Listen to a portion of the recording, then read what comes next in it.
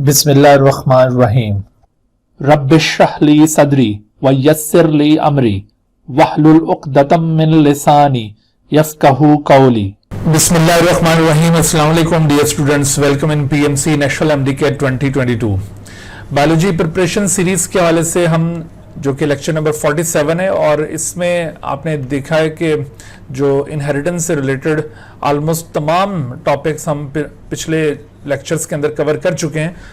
तो हमारे आज की इस लेक्चर के अंदर जो लर्निंग ऑब्जेक्टिव्स हैं, इसकी तरतीब कुछ इस तरह से होगी कि सेक्स डिटर्मिनेशन, अगरचे पीएमसी के सिलेबस में डायरेक्टली ये टॉपिक गिवन नहीं है, लेकिन सेक्स लिंकेज डील करते हुए सेक्स डिटर्मिनेशन का ज़रूर इसके अंदर कॉन्सेप्ट अराइज होता है। इस वजह से इसको भी हम यहाँ पे साथ शामिल करेंगे।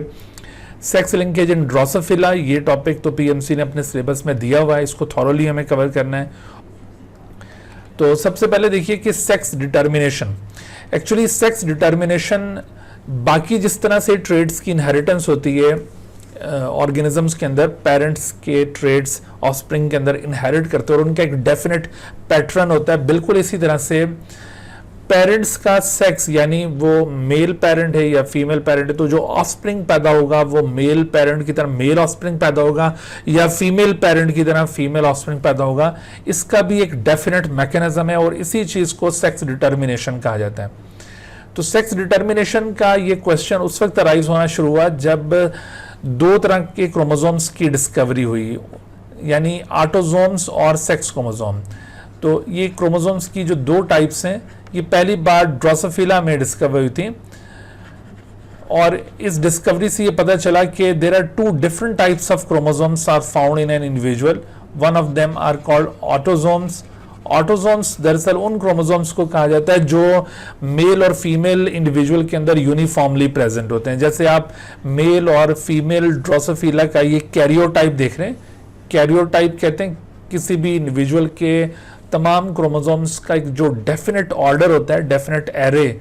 अगर आप किसी इंडिविजुअल के तमाम क्रोमोसोम्स को एक खास तरतीब से शो करें तो उस डेफिनेट ऑर्डर को कैरियोटाइप कहा जाएगा।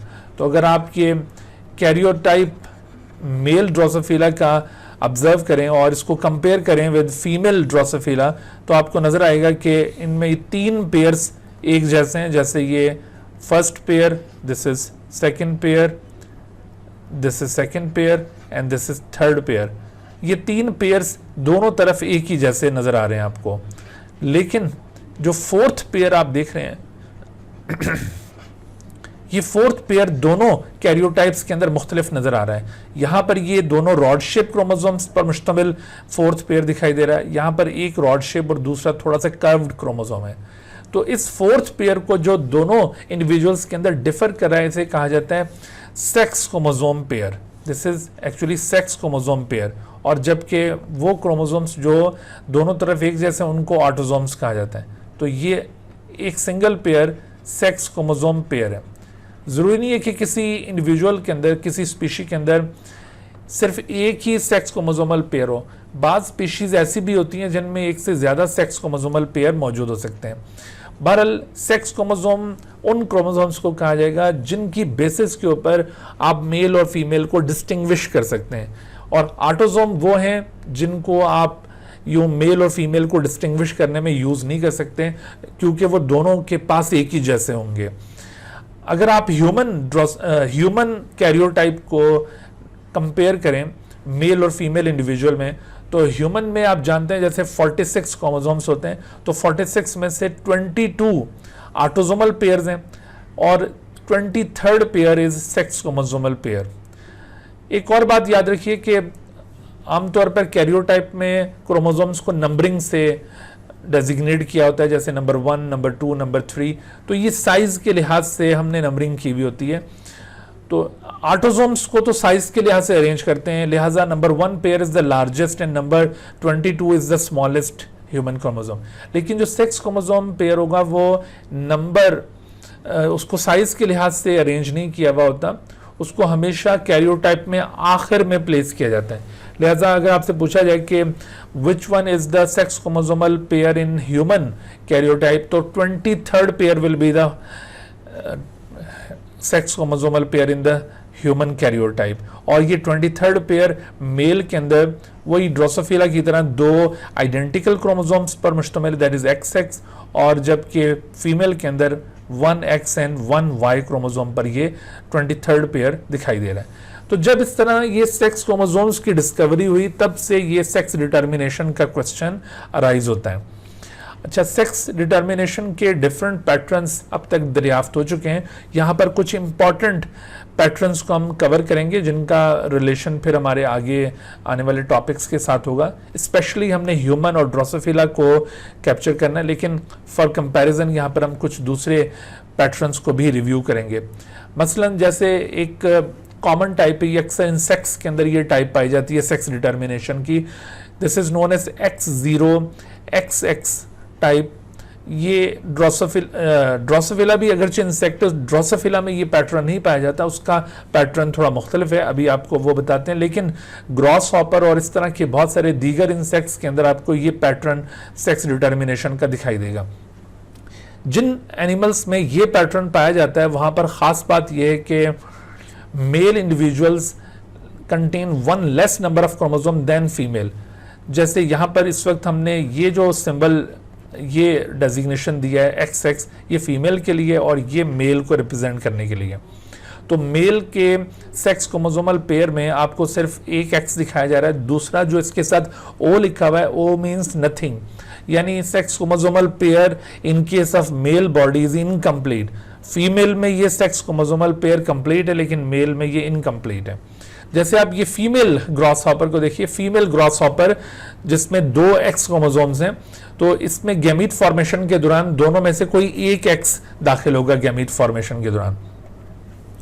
और इसी तरह से ये मेल ग्रॉस हॉपर, इसके पास चूंकि सेक्स क्रोमोसोमल पेयर इनकम्प्लीट है, लिहाजा इसमें गैमीट फॉर्मेशन के दौरान ये सेक्स क्रोमोसोमल पेयर का अकलौता एक्स क्रोमोसोम या तो एक गैमीट में दाखिल हो जाएगा, जैसे इस गैमीट में दाखिल हुआ, या फिर वो इस गैमीट में चला जाता। अगर ये इस गैमीट में चला जाएगा एक्स क्रोमोसोम, तो दूसरा गैमीट सेक्स क्रोमोसोम से महरूम हो जाएगा।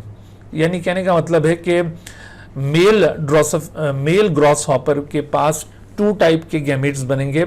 Half gametes will contain X plus autosome. Autosomes तो होंगे, यहां पर हमने ऑटोसोम्स को इंडिकेट नहीं किया हुआ, इसका ये मतलब नहीं है भाई इनमें ऑटोसोम्स नहीं होते, ऑटोसोम्स तो इनके अंदर मौजूद हैं, उनकी तो नॉर्मल सेग्रीगेशन होती है, आधे ऑटोसोम एक तरफ और आधे ऑटोसोम दूसरी तरफ जाते हैं गैमीट फॉर्मेशन के दौरान, वो तो नॉर्मली सेग्रीगेट करते ही हैं। यहां पर हम सेक्स क्रोमोसोम के हवाले से बात कर रहे हैं, ठीक है। तो अब देखो, half of the male gametes contain X plus autosome, और जबकि remaining half contain only autosome, there is no X और Y क्रोमोसोम। तो इस तरह का कोई भी गैमीट जिसमें सेक्स क्रोमोसोम मौजूद ही ना हो उसको कहते हैं nullogamete. So basically this is a kind of nullogamete, nullogamete, ठीक है भाई। नलोगैमीट उस गैमीट को कहा जाएगा that does not contain X और Y क्रोमोसोम, इसमें सिर्फ ऑटोसोम्स होंगे। और जबकि ये एक नॉर्मल गैमीट है जिसके अंदर X क्रोमोसोम भी है, यानी सेक्स क्रोमोसोम भी और ऑटोसोम भी है। अब अगर देखा जाए तो मेल और फीमेल ड्रोसोफिला में से, सॉरी बार बार ड्रोसोफिला क्योंकि ड्रोसोफिला ज़्यादा पॉपुलर एनिमल है, तो मेल और फीमेल ग्रॉस हॉपर में से heterogametic will be called as the male grasshopper. Heterogametic इसे कहा जाएगा, हेट्रोगैमेटिक। हेट्रोगैमेटिक का मतलब है कि an individual that produces 2 different type of gametes, whereas the female grasshopper is homogamitic individual. Homogamic is the individual that produces same type of gametes. तो ये homogamitic और वो heterogamitic। यहाँ पर वाज़ेह रहे कि ये homogamitic और heterogamitic homozygous और heterozygous से डिफरेंट टर्म्स हैं। होमोजाइगस या हेट्रोजाइगस टर्म्स वो जेनेटिक लेवल पर हम टर्म्स अप्लाई करते हैं, जब किसी इंडिविजुअल का जीनोटाइप इस तरह से आइडेंटिकल एलील्स पर मुश्तमिल है तो उसके लिए होमोजाइगस टर्म यूज़ की जाती है, वहाँ पर हम होमोगैमेटिक वर्ड यूज़ नहीं करते। तो ये आपने होमोजाइगस और होमोगैमेटिक और हेट्रोजाइगस और हेट्रोगैमेटिक में डिफरेंस भी जहन में रखना है। हेट्रोगैमेटिक दोबारा से बता दें। Heterogametic is the individual that produces 2 different type of gametes. जैसे आप मेल ग्रॉसहॉपर में हाफ गैमीट्स इसके नलो गैमीट्स देख रहे हैं और रिमेनिंग हाफ गैमीट्स इसके एक्स कंटेनिंग गैमीट्स ऑब्जर्व कर रहे हैं। तो ये हेट्रोगैमेटिक है, और जबकि होमोगैमेटिक फीमेल है जिसके पास तमाम के तमाम एग्स एक ही किस्म के प्रोड्यूस होंगे। और सेक्स डिटर्मिनेशन में जो हेट्रोगैमेटिक इंडिविजुअल होता है वही दरअसल सेक्स डिटर्मिनेटर भी कहलाता है। सेक्स डिटर्मिनेटर यानी इसके क्रोमोसोम्स के ऊपर, इसके गैमीट्स के ऊपर डिपेंड करेगा कि ऑफस्प्रिंग का सेक्स कैसा होगा। जैसे अगर इस ग्रॉस हॉपर का एक्स कंटेनिंग गैमीट किसी भी एग के साथ फर्टिलाइज करता है तो result will be the female offspring, और अगर इसका कोई नलो गैमीट इसके फीमेल के किसी भी एग के साथ फर्टिलाइज करता है तो ऐसी सूरत में मेल ऑफस्प्रिंग प्रोड्यूस होगा। यहां पर जो बात याद रखने वाली है वो ये कि मेल और फीमेल ऑफस्प्रिंग के दरमियान 1:1 आ रहा है, यानी प्रोबेबिलिटी के लिहाज से देखा जाए कि फीमेल ऑफस्प्रिंग के पैदा होने का चांस कितना है तो 50%, और सिमिलरली मेल ऑफस्प्रिंग के पैदा होने का चांस कितना है वो भी 50% है। तो अभी आप आगे भी जितने पैटर्न्स देखेंगे उसमें आपने इन बातों के ऊपर ज़रूर गौर करना है कि होमोगैमेटिक इंडिविजुअल कौन सा है, हेट्रोगैमेटिक इंडिविजुअल कौन सा है, और सेक्स डिटर्मिनेटर ऑब्वियसली जो हेट्रोगैमेटिक वही होगा, ठीक है। और फिर उसमें ऑफस्प्रिंग के अंदर चांस क्या है मेल या फीमेल ऑफस्प्रिंग का, और रेशो क्या बनेगा। तो ये पॉइंट्स हैं जो याद रखने वाले हैं। इसके अलावा आपने जितने भी पैटर्न्स अभी देखने हैं उनमें जो एग्जाम्पल कोड की गई होगी वो एग्जाम्पल जरूर जहन में रखिए। जैसे किसी एमसीक्यू में आपसे ये पूछा जा सकता है कि X0 XX type is found in which of the following organism, तो उसमें ग्रॉस हॉपर आपको बिल्कुल क्लियर हो। देखिए इस हवाले से क्वेश्चन आपसे पूछा जा रहा है कि if a diploid species follows XOXX mechanism of sex determination and if it has 2n number of chromosome 22, then how many chromosome does the male member of this species contain? तो बहुत ही आसान हो गया। जहां पर भी मैंने कहा था ये पैटर्न पाया जाएगा वहां पर मेल के अंदर एक क्रोमोसोम कम होगा। तो अगर इसका 2n क्रोमोसोम नंबर 22 है तो male obviously has 1 less number of chromosome, तो 2n -1 किया जाए तो ये आंसर क्या आएगा इसका, that is 21। So 21 is the right answer, ठीक है। इस तरह से इसको हम सॉल्व कर सकते हैं।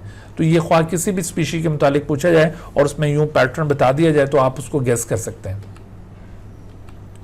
अच्छा, which of the following may be the chromosomal complement of the nullogamete, तो नलोगैमीट में क्रोमोसोम किस किस्म के होंगे, ऑटोसोम प्लस एक्स होंगे, एक्स तो होता नहीं है, ठीक है, तो इसको रिजेक्ट कर दें। ऑटोसोम प्लस वाई, वाई भी नहीं होगा क्योंकि सेक्स क्रोमोसोम तो सिरे से होगा ही नहीं। Only autosome, yes, only sex chromosome भी गलत है। तो नलोगैमीट का जो क्रोमोसोमल कॉम्प्लीमेंट है वो ये सी बनेगा, सॉरी ये ऊपर चला गया। So actually only autosome, this is the right answer. अच्छा, उसके बाद देखें ह्यूमन के अंदर सेक्स डिटर्मिनेशन का जो पैटर्न पाया जाता है this is known as XYXX type. XYXX type में भी ये जो XY है ये मेल को रिप्रेजेंट कर रहा है और XX फीमेल के लिए ये हमने सिंबल यूज किए। तो इसमें ह्यूमन के अंदर जो पैटर्न पाया जा रहा है ये बहुत सारे दीगर एनिमल्स के अंदर भी पाया जाता है। और इस पैटर्न की खास बात ये होती है कि मेल और फीमेल ऑफस्प्रिंग के अंदर बिल्कुल एक ही जैसे क्रोमोसोम्स मौजूद होते हैं। सॉरी, एक जैसे से मुराद है कि नंबर ऑफ क्रोमोसोम सेम होंगे लेकिन सेक्स क्रोमोसोम पेयर में फर्क होगा, यानी एक सेक्स क्रोमोसोमल पेयर होगा और बाकी सारे ऑटोसोमल पेयर होंगे। जैसे अगर हम ह्यूमन की एग्जांपल लें तो ह्यूमन में 2n क्रोमोसोम नंबर इज 46 और 46 का कॉम्प्लीमेंट अगर आप किसी फीमेल के अंदर देखें तो फीमेल के अंदर ये 46 44 प्लस XX पर मुश्तमिल है और जबकि मेल के अंदर ये 44 प्लस XY पर मुश्तमिल है। 44 ऑटोसोम्स हैं और जबकि ये 2 X क्रोमोसोम, यहाँ पर 44 ऑटोसोम और एक X और एक Y।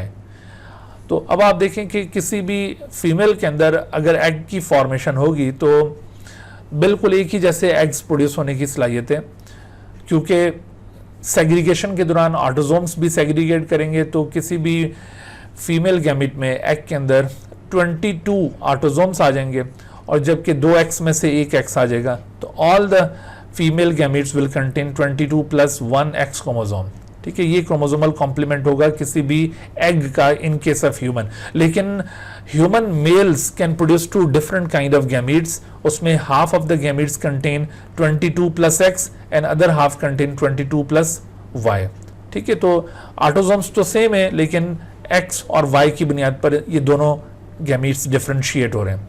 और यहां पर भी बात वाज़ेह होगी कि मेल इज द हेट्रोगैमेटिक इंडिविजुअल, हेट्रोगैमेटिक है तो यही सेक्स डिटर्मिनेटर भी होगा, सेक्स डिटर्मिनेटर, जबकि फीमेल इज होमोगैमेटिक, तो होमोगैमेटिक के लिहाज से genetically female is not responsible for the sex of the offspring. तो अगर ये X containing male gamete is fertilize with the egg तो result will be the female offspring, daughter पैदा होगी। और वाई कंटेनिंग अगर मेल गैमीट फर्टिलाइज करता है तो ऐसी सूरत में male offspring will be produce. वही 1:1 यहां पर पॉसिबल है, यानी 50% is the chance to be produce daughter या 50% चांस है सन प्रोड्यूस होने का। ठीक है, तो ये पॉइंट्स भी आपने यहां पर खासतौर पे याद रखें क्योंकि आगे हमने जो सेक्स लिंकेज इन ह्यूमन पढ़ना है उसमें इन कॉन्सेप्ट्स का बड़ा जिक्र आएगा। इस हवाले से देखो कि आपसे अगर सवाल पूछा जाए कि husband and wife have 5 children, all of which are daughters. Now they are going to plan another pregnancy to have a son. What is the probability of their desire? तो आप पहली प्रेगनेंसी में भी जो प्रोबेबिलिटी थी अगली pregnancy में भी सेम प्रोबेबिलिटी रहेगी, उससे आगे भी सेम। तो वो इत्तेफाक की बात है कि फर्स्ट 5 जो प्रेगनेंसीज थी उसमें डॉटर पैदा हुई और चांस वही 50% डॉटर और 50% सन का था। अब वो 6 टाइम भी अगर वो प्लान कर रहे हैं तो chance will remain same, that is 50%। तो 50% इज द राइट आंसर। ठीक है, यहां पर आपने अब एक और भी कॉन्सेप्ट जहन में रखना है कि इसके अलावा अगर आपसे ह्यूमन के मतलब किसी भी दूसरे ट्रेड की इनहेरिटेंस पूछी जाती है, ऑटोसोमल इनहेरिटेंस की मैं बात कर रहा हूं, अभी सेक्स लिंक्ड इनहेरिटेंस हम पढ़ेंगे, वो उसको आप इग्नोर कर दें अभी फिलहाल। ऑटोसोमल इनहेरिटेंस में जैसे हमने इससे पहले ऑटोसोमल इनहेरिटेंस की कई एक एग्जांपल देखी, ब्लड ग्रुप इनहेरिटेंस बड़ी कॉमनली पूछी जाती हैं। तो जब भी आपसे ये ऑटोसोमल इनहेरिटेंस पूछी जाएगी और साथ आपसे ऑफस्प्रिंग के अंदर बॉय या फिर गर्ल होने का भी पूछा जाता है, मिसाल के तौर पर कहा जाता है कि भाई ये पेरेंट्स हैं, एक का ब्लड ग्रुप ए पॉजिटिव है, दूसरे का ब्लड ग्रुप बी पॉजिटिव है और उनके यहाँ एक ओ नेगेटिव चाइल्ड पैदा हो चुका है। ठीक है, तो इससे हमें ये पता चला है कि ये दोनों जो लोग हैं ए पॉजिटिव और बी पॉजिटिव वाले, ये लाजमी तौर पर ए ब्लड ग्रुप के लिए भी हेट्रोजाइगस होंगे और पॉजिटिव के लिए हेट्रोजाइगस, ये भी बी के लिए हेट्रोजाइगस और ये इस पॉजिटिव ब्लड के लिए भी हेट्रोजाइगस, यानी इसका जीनोटाइप होगा आई ए स्मॉल आई और कैपिटल डी स्मॉल डी, और इसका जीनोटाइप होगा आई बी स्मॉल आई और कैपिटल डी स्मॉल डी। इसी वजह से फिर यहाँ पर ये ओ नेगेटिव चाइल्ड पैदा हुआ है जिसका जीनोटाइप ऐसा होगा। तो अगर यूं ऐसा सवाल आपको दिया जाए और साथ ये पूछा जाए कि बताइए अब नेक्स्ट टाइम उनके यहाँ अगर ऐसे ही ओ नेगेटिव चाइल्ड पैदा हो लेकिन वो डॉटर हो या वो सन हो, ऐसे करके उसमें चाइल्ड का सेक्स भी इंडिकेट कर दिया जाए, तो उसका कितना चांस है। तो आपने ये ओ नेगेटिव होने का चांस वर्कआउट करना है और फिर जो भी चांस आएगा उसको मल्टीप्लाई करना है बाय 1/2, क्योंकि डॉटर या सन होने का जो चांस है वो 1/2 है, 50% है, उसके साथ उसको मल्टीप्लाई करेंगे तो तब आपका आंसर दुरुस्त होगा, अदरवाइज ये आंसर इनकम्प्लीट रहेगा। ठीक है, तो ये जहां पर भी ऐसे ऑफस्प्रिंग के अंदर आपको डॉटर में या सन में इनहेरिटेंस का पूछा जाए तो फिर आपने 1/2 से आंसर मल्टीप्लाई जरूर करना है प्रोडक्ट रूल के तहत। लेकिन अगर आपसे जस्ट चाइल्ड के अंदर ये पूछा जा रहा है कि उसमें बताइए इनहेरिटेंस का कितना चांस है चाइल्ड में, तो उसमें फिर आपको ये डॉटर या सन होने की प्रोबेबिलिटी से मल्टीप्लाई करने की जरूरत नहीं है। अच्छा, एक और पैटर्न सेक्स डिटर्मिनेशन का, this is known as XXXY type या XZZZW टाइप। असल में ये यहाँ पर अगेन हमने इधर मेल शो किया हुआ है और यहाँ पर फीमेल, तो यहाँ पर थोड़ा सा पैटर्न मुख्तलिफ है कि मेल होमोगैमेटिक है और फीमेल हेट्रोगैमेटिक है। अमूमन हम मेल को XY से रिप्रेजेंट करते हैं और फीमेल को XX से, तो यहाँ पर कंफ्यूजन क्रिएट हो सकती है। So in order to avoid the confusion XX को रिप्लेस कर दिया बाय द Z ये मेल है और ZW is the representative of the female. तो अक्सर बर्ड्स के अंदर ये पैटर्न पाया जाता है, और बर्ड्स में जो मेल बर्ड्स होते हैं दे आर होमोगेमेटिक।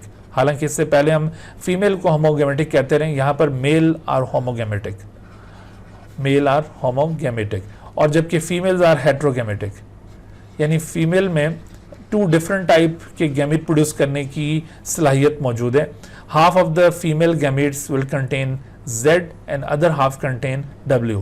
इसका ये मतलब नहीं है कि यहाँ पर ऑटोसोम नहीं होंगे। बाज़ बच्चे ये डायग्राम देखकर कंफ्यूज होते हैं कि शायद इनके अंदर ऑटोसोम नहीं है। ऑटोसोम बेटे डेफिनेटली होंगे, हम उनको इग्नोर कर रहे हैं क्योंकि ऑटोसोम को यहाँ पे शो करने का कोई फ़ायदा नहीं है कि वो दोनों में एक ही जैसे है ना, तो इस वजह से हमने उनको इग्नोर किया हुआ है। तो इन गैमेट्स में सिर्फ हम वो सेक्स क्रोमोसोम रख के सिर्फ इनको दिखा रहे हैं आपको, ठीक है। तो अब फीमेल गैमेट के ऊपर डिपेंड करेगा कि फीमेल ऑफस्प्रिंग पैदा होगा या मेल ऑफस्प्रिंग पैदा होगा। अगरचे रेशोज और प्रोबेबिलिटीज ऑफस्प्रिंग की वही है जैसे अपने प्रीवियस पैटर्न्स में देखा था, लेकिन फर्क यहाँ पर ये हो गया कि now the female is the heterogametic. तो ये बर्ड्स जो होते हैं ना, ये अपनी फीमेल को इल्ज़ाम दे सकते हैं कि क्यों फीमेल ऑफस्प्रिंग आ रहे हैं या क्यों मेल ऑफस्प्रिंग आ रहे हैं। ह्यूमन को ये बात जेब नहीं देती। अच्छा, तो अभी हमने ये जो 3 पैटर्न सेक्स डिटर्मिनेशन के मुलाहिजा किए, तो उसमें ड्रोसोफिला में कौन सा पैटर्न एग्जिस्ट करता है।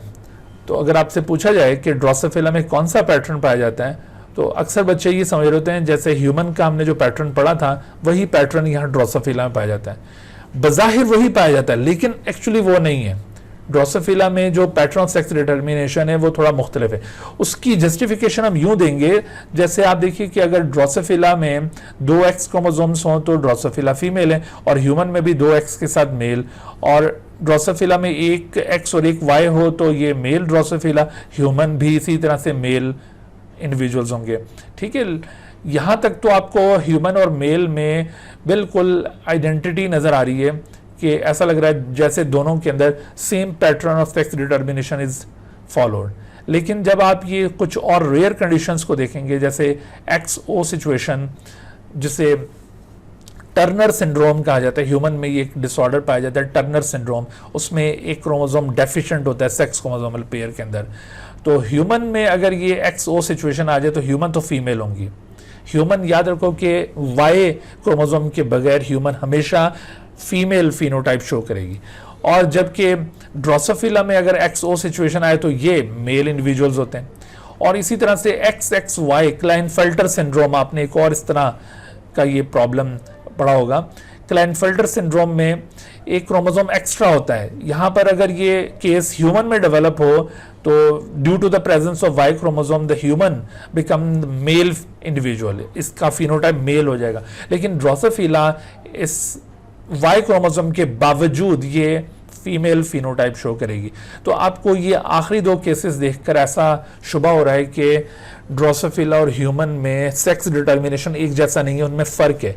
तो वो फ़र्क कैसा है, मतलब कौन सा पैटर्न फिर ड्रोसोफिला में पाया जाता है। तो एक्चुअली ड्रोसोफिला में जो पैटर्न ऑफ सेक्स डिटर्मिनेशन पाया जाता है वो डिपेंड करता है upon the number of X chromosomes relative to the number of sets of autosome. ये बड़ा इंपॉर्टेंट पॉइंट, इसको ज़हन नशीन कर लें कि ड्रोसोफिला में नंबर ऑफ एक्स क्रोमोसोम उनको हम नंबर ऑफ ऑटोसोमल सेट्स के साथ कंपेयर करेंगे, तो जो उनका बैलेंस बनता है ना, उस बैलेंस के ऊपर ये सेक्स डिटरमिन होगा। अगर ये X chromosome to autosomal set ratio 1.0 या उससे हायर आएगा तो फीमेल प्रोड्यूस होगी, और अगर ये X chromosome to autosomal set ratio 0.5 या लोअर आएगा तो मेल पैदा होंगे। अब इसका मतलब क्या है, X chromosome to autosomal set से मतलब क्या है, जरा ये ड्रोसोफिला पे गौर कीजिए।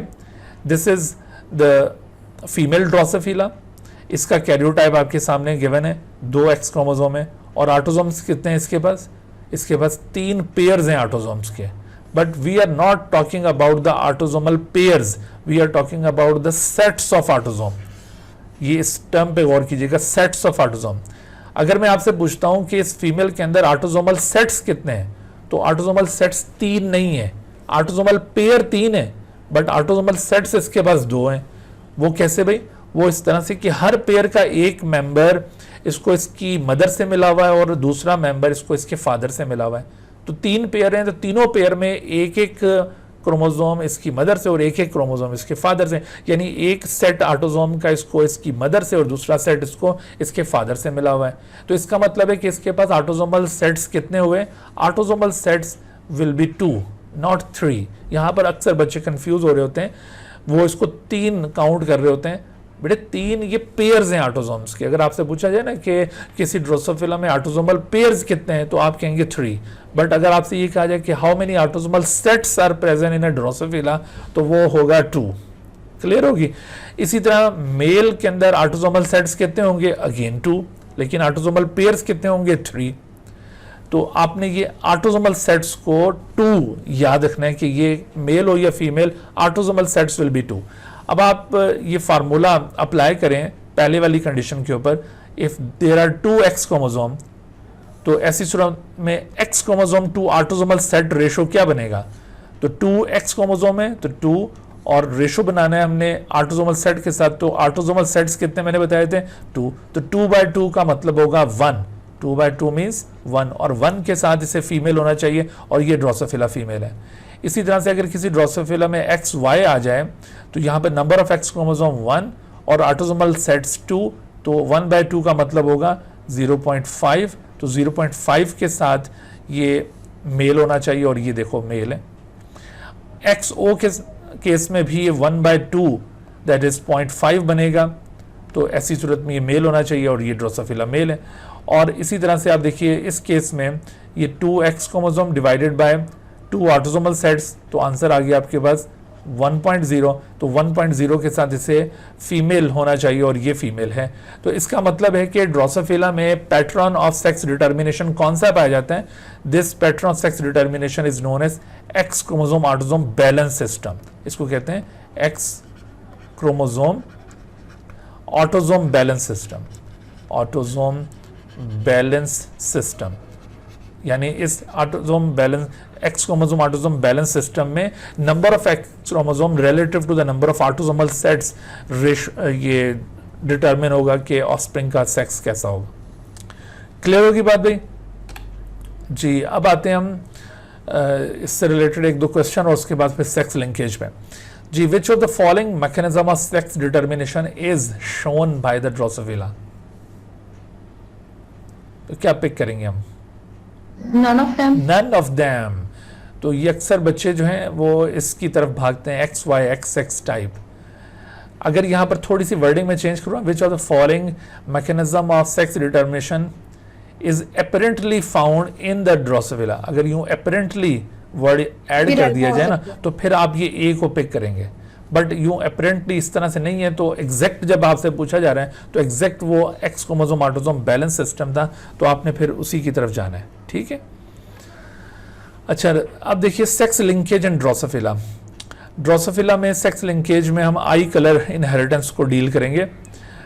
मॉर्गन ने एक्चुअली ये एक्सपेरिमेंट परफॉर्म किए थे आई कलर के हवाले से 1910 में, और मॉर्गन की ये जो स्टडीज़ थी ये बहुत ही इंपॉर्टेंट स्टडीज़ थी, क्योंकि during these studies Morgan have proved the concept of chromosome theory of inheritance. तो ये क्रोमोसोम थ्योरी ऑफ इनहेरिटेंस का एक आपको एक्सपेरिमेंटल एविडेंस यहाँ पे अभी दिखाई देगा। मॉर्गन ने ये ऑब्जर्व किया कि ड्रोसोफिला की पॉपुलेशन के अंदर उसके पास काफ़ी सारी ड्रोसोफिला फ्लाइज मौजूद थी लैब के अंदर। उसने ये देखा कि रेड आई कलर ये बहुत कॉमन है ड्रोसोफिला में, और जो भी कोई फिनोटाइप कॉमन होती है उसे कहते हैं वाइल्ड टाइप फिनोटाइप। तो उसकी ऑब्जर्वेशन थी कि red I colour is wild type. Red I colour ये इस तरह का होता है, उसकी आइज बिल्कुल यूं रेड दिखाई देती हैं। लेकिन दूसरी तरफ ये जो वाइट आई कलर है, उसने देखा कि ड्रोसोफिला में बहुत कम ऐसे ड्रोसोफिला फ्लाइज हैं जिनका आई कलर वाइट है। तो जो भी फिनोटाइप यूं रेयर हो उसे म्यूटेंट फिनोटाइप कहा जाता है। और इत्तेफाक की बात थी कि उसके पास जितने भी वाइट आइड इंडिविजुअल्स थे वो मेल थे, कोई भी फीमेल वाइट आइड नहीं थी। जैसे ये मेल जो होता है ना, उसका ये एब्डोमेन थोड़ा सा यूं ब्लैकिश सा होता है, तो ये मेल ड्रोसोफिला आपको ये वाइट आइड नजर आ रहे हैं, जबकि रेड आइड में आपको फीमेल भी और मेल दोनों नजर आएंगे। तो ड्रोसोफिला के हवाले से जब ये मॉर्गन ने ऑब्जर्वेशंस रिकॉर्ड की, तो उसने डिसाइड किया कि इनको स्टडी करना चाहिए कि आया इसमें इनहेरिटेंस पैटर्न किस किस्म का है, फीमेल ड्रोसोफिला वाइट आइड क्यों नहीं है। तो इन बातों का आंसर तलाश करने के लिए उसने एक्सपेरिमेंट परफॉर्म करना शुरू किया। अच्छा, इन एक्सपेरिमेंट में जैसे उसने सबसे पहले यहाँ पर एक क्रॉस सेटअप किया, इसको हम कहेंगे स्टेप 1 क्रॉस। इसके अंदर उसने 2 इंडिविजुअल्स लिए जिनको फर्स्ट पेरेंटल जनरेशन का हम टाइटल दे रहे हैं।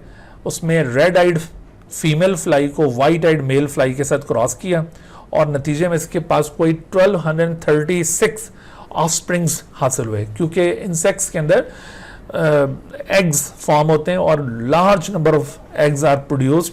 तो फर्टिलाइज्ड एग्स की मैं बात कर रहा हूँ, यानी एक दफ़ा अगर मेल के स्पर्म्स फीमेल बॉडी के अंदर चले जाएं तो उसके बाद वो फीमेल अपने बहुत सारे एग्स को उन स्पर्म्स के जरिए फर्टिलाइज करवा लेती है and large number of fertilize eggs will be born या विल बी रिलीज, और उन सब की फिर हैचिंग होगी और उससे फिर number of individuals will be born.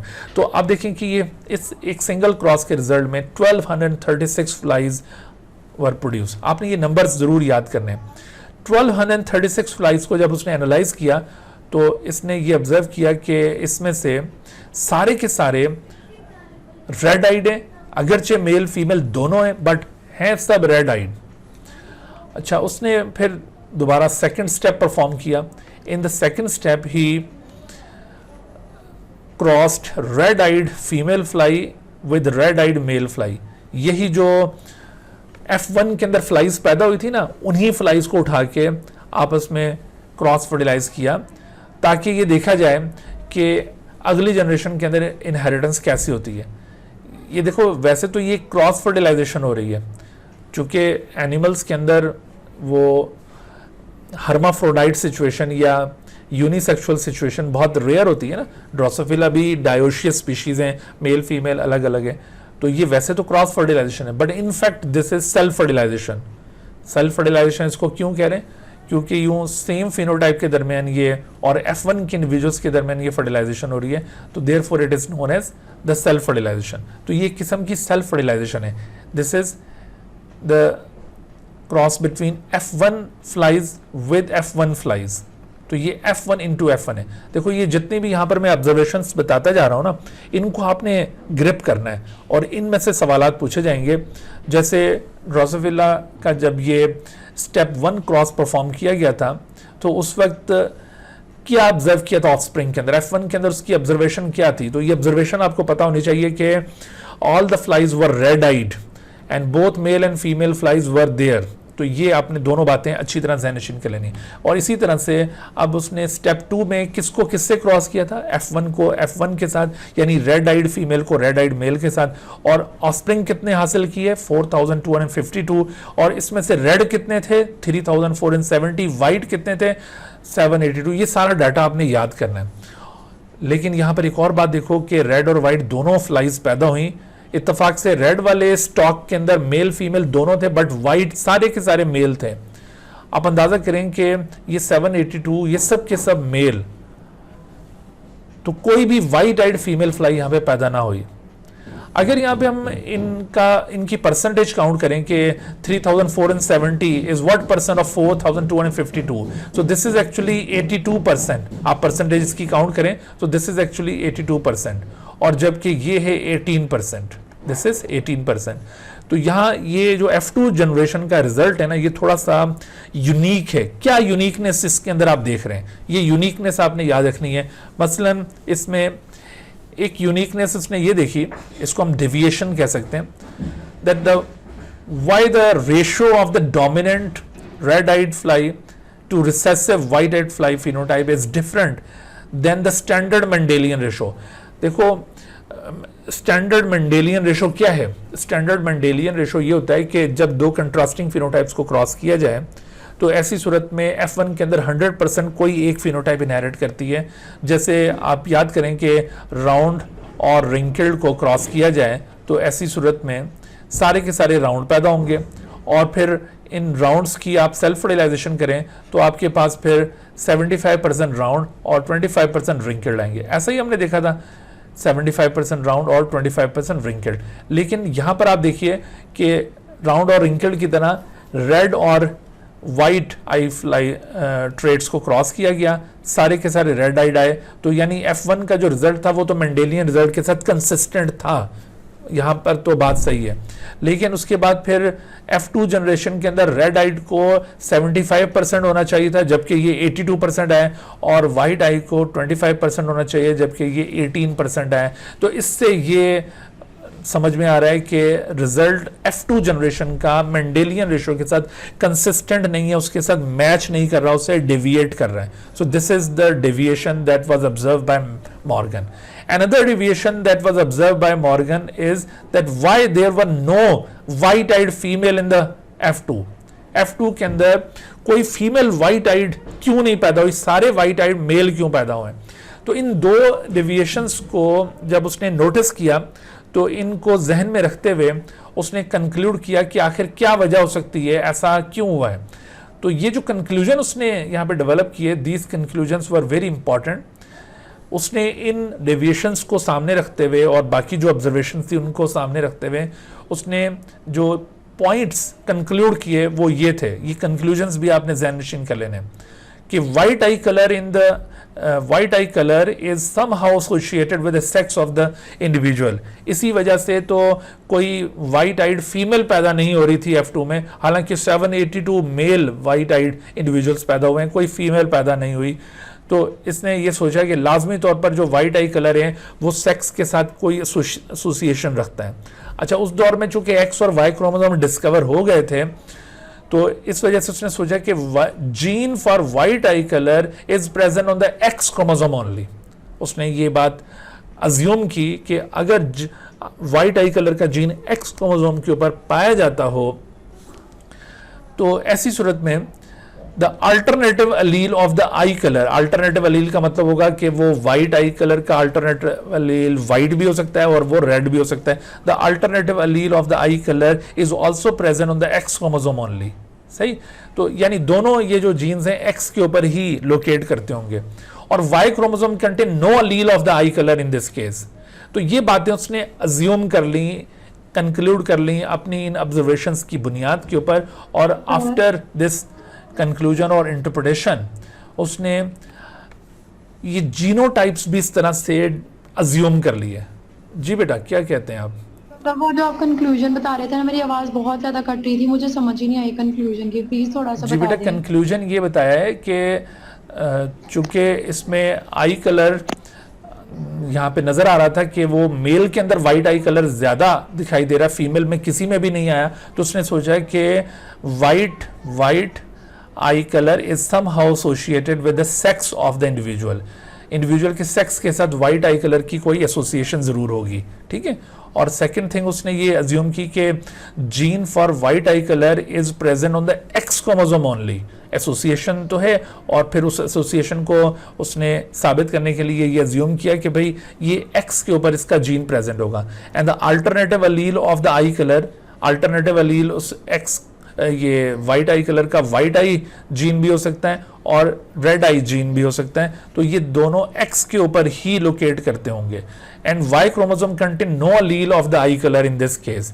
तो इसने इन ऑब्जर्वेशंस की बेसिस के ऊपर ये कंक्लूजन्स ड्राइव किए, और इन कंक्लूजन्स की रोशनी में उसने इस तरह से ये जीनोटाइप्स अज्यूम कर लिए, थ्योरेटिकली ये जीनोटाइप्स उसने अज्यूम कर लिए। जी बेटा। सर हम तो वैसे वाई को सर मेल के साथ नहीं रिलेट करते कि वाई क्रोमोसोम होगा तो मेल के साथ। हाँ, वाई को मेल से रिलेट करते हैं ना, लेकिन यहाँ पर अगर मेल के ऊपर तो वाई क्रोमोसोम भी होनी चाहिए थी नहीं? अगर आप इसको वाई क्रोमोसोम के ऊपर रख के देखें तो वो आप जस्टिफाई नहीं कर सकेंगे ना। ये मॉर्गन ने यकीनन ये सारी अजम्पशंस के ऊपर काम किया होगा, और फाइनल जो चीज कंक्लूड हुई है वो यहाँ पर हम पॉइंट आउट कर रहे हैं ना बेटा।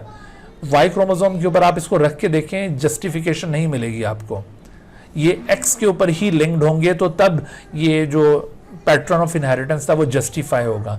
तो यकीनन मॉर्गन ऑलरेडी वाई के ऊपर वो अज्यूम करके देख चुका होगा। अभी आपको भी समझ आ जाएगा कि वाई पर रखें तो ये जस्टिफिकेशन नहीं आएगी इसकी। ठीक है, अच्छा, तो अब देखो इसने ये इस तरह से जीनोटाइप्स को भी अज्यूम कर लिया थ्योरेटिकली, उसने सोचा कि रेड आई कलर के लिए अगर सपोज करें ये सिंबल हो W+ और वाइट आई कलर के लिए W सिंबल अगर हम यूज़ करें, यहाँ पर हम वो कैपिटल केस लेटर और स्मॉल केस लेटर के बजाय प्रेफर करते होते हैं इसको, क्योंकि जो कैपिटल केस लेटर है वो डोमिनेंट फिनोटाइप को इंडिकेट करता है और जो स्मॉल केस लेटर है वो रिसेसिव को, जबकि यहाँ पर रेड और वाइट में प्रॉपरली डोमिनेंट का कॉन्सेप्ट नहीं आ रहा, क्योंकि इसका जो इनहेरिटेंस पैटर्न है वो जो डोमिनेंट रिसेसिव ट्रेड्स होते हैं उनसे थोड़ा मुख्तलिफ है।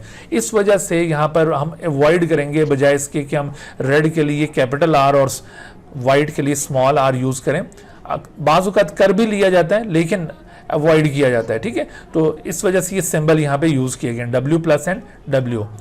अगर किसी ड्रोसोफिला के दोनों एक्स क्रोमोसोम्स के ऊपर W+W+ हो तो ऐसी सूरत में रेड आइड फीमेल ड्रोसोफिला होगी। तो इसको जेनेटिक टर्म्स में हम क्या कहते हैं, होमोजाइगस डोमिनेंट, क्योंकि वैसे बज़ाहिर ये डोमिनेंट लग रहा था ना हमें, तो इसको हम क्या कहेंगे, होमोजाइगस डोमिनेंट। इसी तरह से अगर किसी ड्रोसोफिला के दोनों एक्स में से एक के ऊपर W+ और दूसरे पर W आ जाए, वाइट आई कलर का जीन आ जाए, तो ऐसी सूरत में भी ये रेड आइड ही होगी, क्योंकि इसकी प्रेजेंस में ये वाइट आई वाला जीन एक्सप्रेस नहीं करेगा। तो इस इंडिविजुअल को हम जेनेटिक टर्मिनोलॉजी में हेट्रोजाइगस कहेंगे। और अगर किसी ड्रोसोफिला के दोनों एक्स क्रोमोसोम्स के ऊपर WW जीन आ जाए तो ऐसी सूरत में ये homozygous recessive individual white eyed female fly बन जाएगी, जो कि अभी तक मॉर्गन के पास हासिल नहीं हुई थी, लेकिन उसने ये अज्यूम कर लिया कि अगर इस तरह की कोई सिचुएशन हो तो बिल्कुल ऐसा पॉसिबल है कि कोई वाइट आइड फीमेल पैदा हो जाए। अच्छा, उसके बाद फिर इसने ये रेड आइड मेल इंडिविजुअल, उसका उसने जीनोटाइप ये अज्यूम किया। तो अगर किसी मेल ड्रोसोफिला के एक्स क्रोमोसोम के ऊपर W+ हो, वाई के ऊपर जैसा कि अज्यूम किया गया कोई जीन नहीं होगा आई कलर का। अच्छा, यहाँ पर ये बास बच्चे समझ लेते हैं शायद ड्रोसोफिला के वाई क्रोमोसोम के ऊपर कोई जीन होता ही नहीं है, तो इसका ये मतलब नहीं है कि उसके ऊपर कोई जीन होता ही नहीं है, बाकी दूसरे ट्रेड्स के जीन उसके वाई क्रोमोसोम पर जरूर होंगे, लेकिन ये आई कलर का जीन, वाइट आई कलर का जीन या रेड आई कलर का जीन, वो ड्रोसोफिला के वाई क्रोमोसोम पर नहीं है, ठीक है। इस बात को जहन में रख लीजिएगा। तो ये रेड आइड मेल और इसी तरह से वाइट आइड मेल जिसमें एक्स क्रोमोसोम के ऊपर अगर W जीन आ जाता है, तो यूं इस तरह ये थ्योरेटिकली जब उसने जीनोटाइप्स उसके अज्यूम कर लिए, तो इन जीनोटाइप्स की मदद से उसने पहले वाले जो दोनों स्टेप्स थे ना, स्टेप 1 क्रॉस और स्टेप 2 क्रॉस, उनको रिव्यू किया। तो जब उनको रिव्यू किया तो इस रिव्यू में जैसे ये देखो स्टेप 1 क्रॉस में P1 को P1 से क्रॉस किया जाता है ना, तो इसमें देखो अगर हम ये रेड आइड ड्रोसोफिला उसका जीनोटाइप इस तरह का लें XW+XW+, तो यहाँ पर सेम टाइप के गैमेट्स प्रोड्यूस होंगे, लेकिन वाइट आइड जो मेल है उसमें XWY, तो 50% XW गैमेट प्रोड्यूस होंगे और 50% Y।